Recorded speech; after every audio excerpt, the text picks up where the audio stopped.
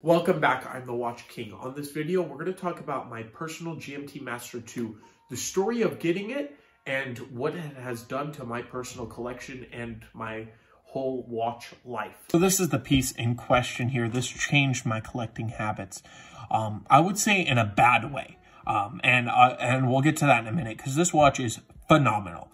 There is nothing better than this watch to travel with. I've done it personally. I've had this watch a month. It is a breeze. You never have to set the minute and second hand if you have it on perfect because it runs. I put it on a time grapher. It was at 0 seconds a day. It is beautiful.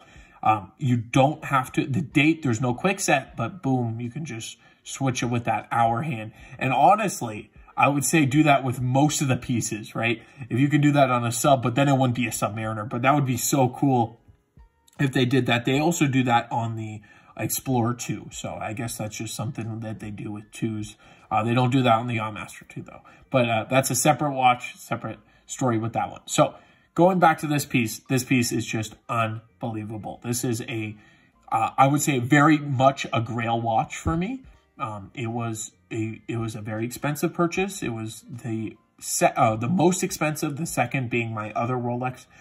And I was very fortunate enough because my business buying and selling pre-owned watches led me to have enough funds to do this purchase, which I'm very happy about. So let's quickly talk about the very good. So the good in this watch is I love the bezel. It looks like candy almost. In person, it's a little bit lighter, but it's not that bright red. And it's not that bright blue that you get with the aluminum, which I like because it makes it a little more low-key. Definitely doesn't draw. I don't like drawing attention to a $20,000 watch, $25,000. It was plus even before. I heard some of these were going for 32, especially with the bracelet there. But I didn't even I thought about, the only time I thought about financial stability is when I bought it. And then as we will all see how much I beat it up in the last month. So you'll hold it. It's bulletproof. Honestly, it's bulletproof. And I've held many watches. I've held very high-end watches on this channel, but not like this. This is the first time this has been on the channel. And the Jubilee feels more solid than the Oyster, believe it or not, on my Oyster Perpetual. And this watch is technically, well, I should say it's actually supposed to be less superior to the other watch. But this is not a comparison. We're going to do that in my next video. Let's just go down to the clasp here and see this piece. So the clasp, as you can see, well, let's get it in the light. It is all scratched up there. That's something why I chose the Jubilee. It doesn't show scratches as much. But look how solid this piece is. So you got the Oyster clamp. You put your finger in there, and then you got the beacon hook system that you really have to push on there to open it up. And there you go. Everything seen. It is unbelievable. Very solid. Feels more solid, as I said, than my Oyster bracelet. Now, the Oyster bracelet I have is not a sub bracelet, so I bet that one feels a little more solid.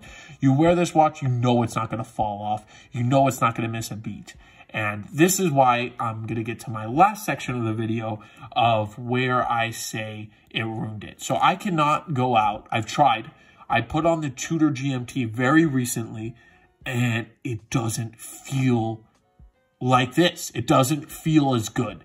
And I'm not trying to be a watch snob, but I could never justify buying a Tudor GMT anymore because I have the quote-unquote real thing. But to me, the Tudor GMT is also a real thing.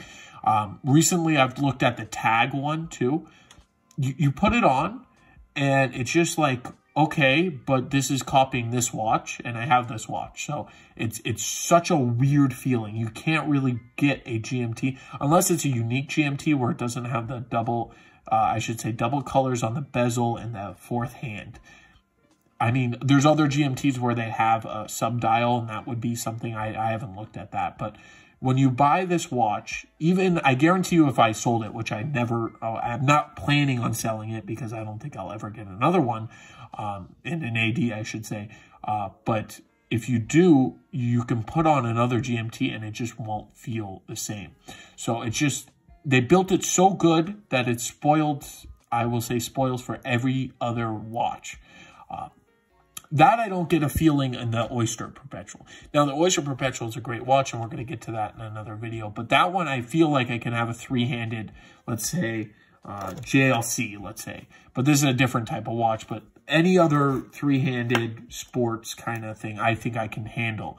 But when you have the GMT, it's just something special about this watch. Behind the hype, I will say how many people have noticed it in the last month. There was one day where 3 people noticed it on the cruise ship I was on, but I wear it around all the time. Not a lot of people would notice it. Now, of course, I'm not going out with it a lot, but if I'm going to run an errand or going, of course, to my AD, which I go to a lot, I'll be wearing this piece. This is the piece I wear. The Oyster is another one I wear pretty much daily, but as you can tell, well, it has fingerprints all over it. You can't really see scratches. You see a couple deeper ones, but you won't see the light scratches. So I want to know, what's your opinion on it? Have you had a piece? Have you had the GMT, I should say, not a piece, GMT Master 2? What's your opinion on it? Do you think it's worth the hype? I definitely get why there's hype. I would never suggest anybody to pay over retail for it or any watch, really, unless it's like something like a Milgauss, where you can get it for $500 more or something if you really want the Milgauss. But at the same time, my official dealer had a Milgauss in last week, and it was just in the case.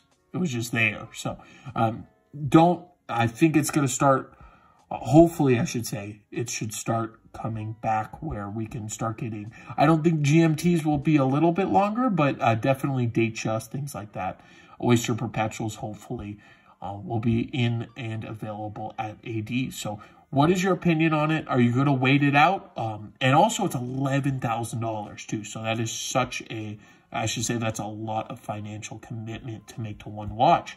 You can probably buy, well, I know you can buy collections of other pieces. So definitely let me know what your opinion is on the GMT Master. Do you think I did the right decision in buying it? What do you think about me wearing it and beating it up, making an everyday beater, quote unquote, everyday beater? I'm not going to bring it to the gym, but as you can see here, I do wear it and love it. So thank you all for watching, and I will catch you in the next one. If you do want the Chanel chain giveaway, there is the 4 steps in the description below.